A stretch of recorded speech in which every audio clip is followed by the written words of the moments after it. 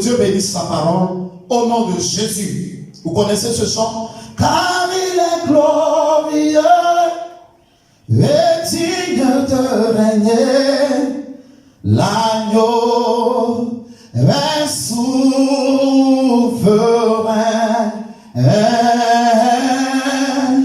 Nous élevons nos bras pour l'adorer, l'agneau est souverain.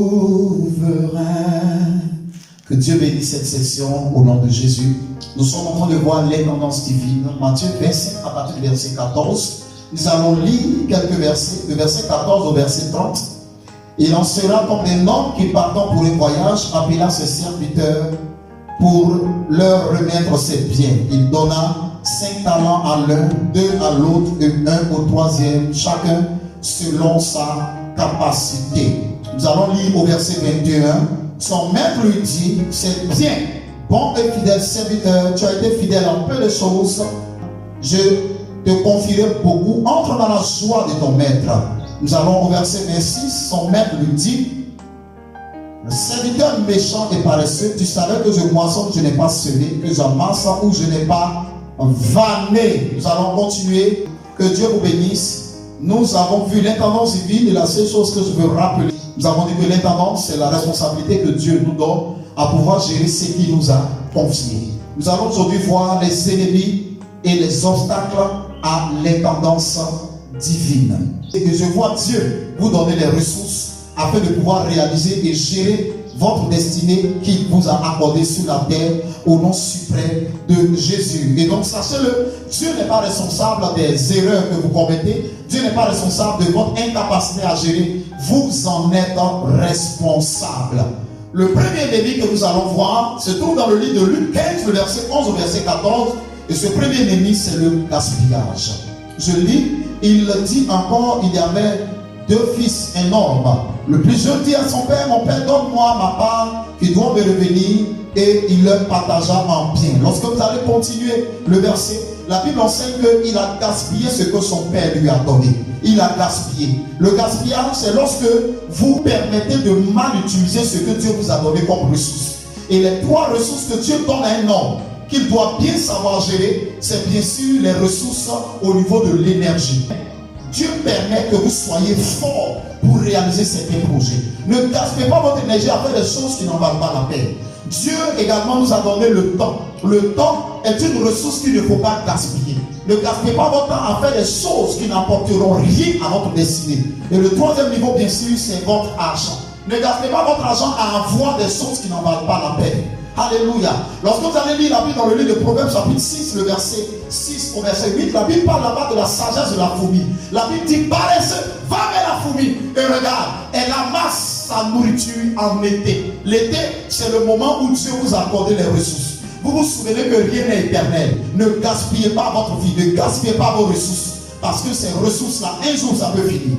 Le deuxième ennemi de l'intendance divine, c'est la distraction. Lorsque vous laissez votre esprit ou votre cœur se détourner de l'objectif que Dieu vous a assigné, c'est cela la distraction. Et l'ennemi fera tout pour vous distraire.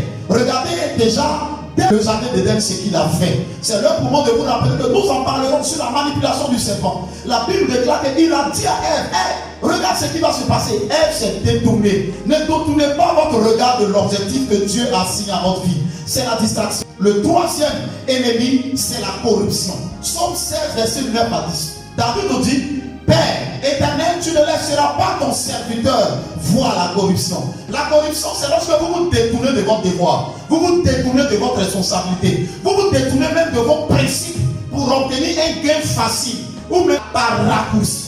Des gens se sont laissés corrompre.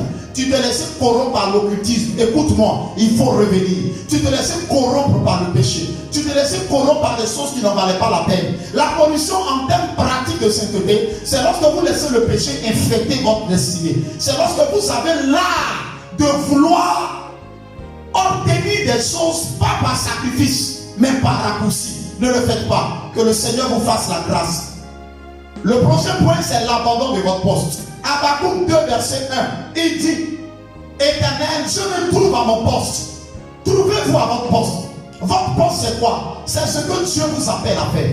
C'est ce que Dieu vous appelle à accomplir. Dieu t'appelle à être un bon père, sois ton poste. Dieu t'appelle à être une bonne femme, sois ton poste. Dieu t'appelle à être un bon chrétien, sois ton poste. Dieu t'appelle à être quelqu'un qui est bon serviteur devant sa face, sois ton poste. Le dernier point, le dernier ennemi qui est l'un des ennemis les plus dangereux, c'est l'indiscipline. 1 Corinthiens 9, verset 25 au verset 27. La Bible dit, lorsque l'athlète court, il se donne certaines abstinences. L'ensemble de ce que Dieu veut accomplir pour toi exige que tu dises non à certaines choses. Ce que Dieu veut te donner dans la vie exige que tu dises non au péché. Exige que tu ne fasses pas certaines choses. Exige que tu t'abstiennes de certaines choses. La Saül n'a pas voulu s'abstenir. Il a perdu la royauté. Samson n'a pas voulu dire non. Il a perdu l'onction. David, à un moment, n'a pas voulu dire non à Bathsheba. Il a failli perdre son trône. Il a même perdu certains de ses enfants à cause de l'indiscipline. La discipline, c'est lorsque vous vous soumettez aux règles de Dieu. C'est lorsque vous vous soumettez aux règles de la parole de Dieu. C'est lorsque vous vous soumettez aux règles de la grâce de Dieu. Les règles de conduite que Dieu vous impose et les règles de conduite que vous-même vous vous imposez. C'est ça la discipline. Faire autre chose, c'est la discipline. Croyez-moi, Dieu vous fait confiance. Que le Seigneur vous aide et qu'il vous accorde la grâce au nom suprême et puissant de Jésus-Christ à être de bons intendants. Amen. Shalom.